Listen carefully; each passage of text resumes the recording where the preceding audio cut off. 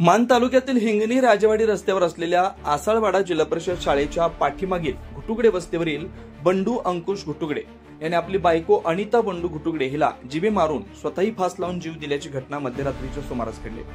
याबाबत घटनास्थळावरून मिळालेली माहिती अशी, नवरा बायकोच्या भांडणातून ही घटना घडल्याची प्राथमिक माहिती मिळाली आहे। ही घटना घडताच पोलीस पाटील संतोष पडतर यांना याबाबत माहिती मिळताच त्यांनी तात्काळ म्हसवड पोलीस ठाण्याचे सहाय्यक पोलीस निरीक्षक अक्षय सोनवणे यांच्याशी संपर्क साधला। यानंतर लगेच म्हसवड पोलीस घटनास्थळी दाखल झाले। दरम्यान दहिवडी उपविभागाचे उपविभागीय पोलीस अधिकारी रणजित सावंत हेही घटनास्थळी दाखल झाले।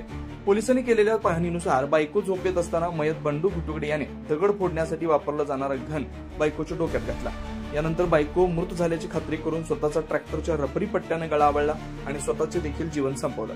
एकूणच या घटनेचा उपविभागीय पोलीस अधिकारी रणजित सावंत यांच्या मार्गदर्शनाखाली सहाय्यक पोलीस निरीक्षक अक्षय सोनवणे यांच्या नेतृत्वात श्वान पथक, ठसे तज्ञ आणि फॉरेन्सिक टीमच्या मदतीने म्हसवड पोलीस या घटनेचा अधिक तपास करतात। सहाय्यक पोलीस निरीक्षक अक्षय सोनवणे, म्हसवड पोलीस स्टेशन।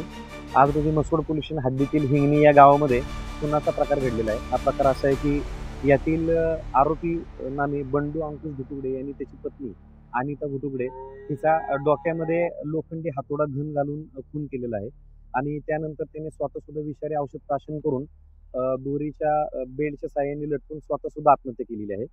या घटनेच्या अनुषंगाने म्हसवड पोलीस ठाण्यामध्ये यातील मयत ह्या महिलेचा आरोपी जो मयत आहे बंडू अंकुश घुटुगडे याच्यावरच हा खुनाचा गुन्हा दाखल झालेला आहे। या गुन्ह्याची पार्श्वभूमी अशी आहे की यातील जी मयत आहे अनिता घुटुगडे आणि हा जो आरोपी आहे बंडू घुटुगडे यांचा वाद होत होता। त्याच्यामध्ये तो चारित्र्याच्या संशयावरून तिला वारंवार त्रास देत होता।